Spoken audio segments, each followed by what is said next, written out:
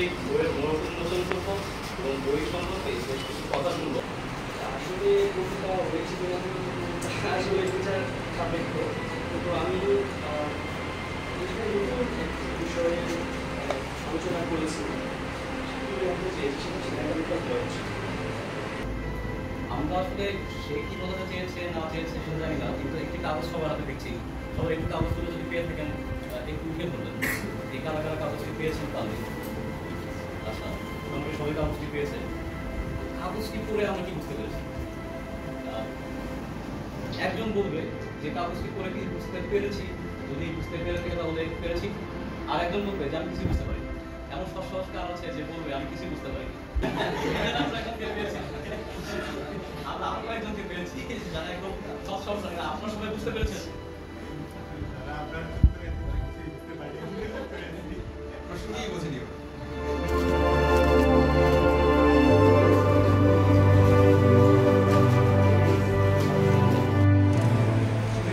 এই মুহূর্তে আমাদের উন্মোচিত হয়ে গেল নাসির খন্দকারের বই ১ নং স্বর্গরাম।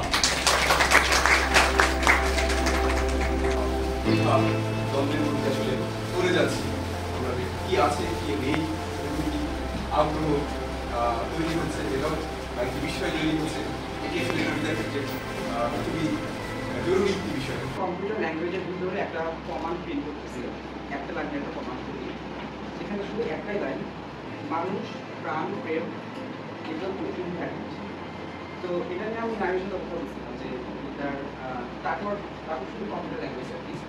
তো এটা আমার কাছে এরকম ভালো লাগছে যে আপনার ফরম্যাটের দিক থেকে মানে ভাষার পরিক্রমণ যে কোনো সময় যে কোনো রকম থাকতেই পারে, আপনার তবুও ভাষা মানুষের সাথে একটা কমিউনিকেশন তৈরি করে।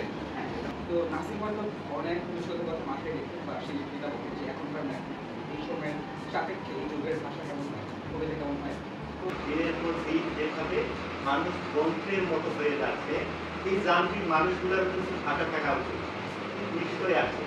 তাদের যে ইমোশন, তাদের যে কথা বলার ধরন, এই সকল কিছুই আসলে একটি কবিতার সংস্করণ হিসেবে আমার বলতে থাকি। নাসিরের ১ নং স্বর্গরাম পড়তে গিয়ে আমার কাছে প্রথমে মনে হলো এটা কি এমন কিছু যেখানে আসলে মূল বক্তব্যটি লুকানো আছে, আর যা বলেছে সেটি হচ্ছে একটি আভাস। সঙ্গীতের স্বর, যারা সঙ্গীতের আছি আমরা জানি ভালো করে, স্বর ধরে ধরে ছেড়ে দেওয়ার মতো মনে হয়েছে।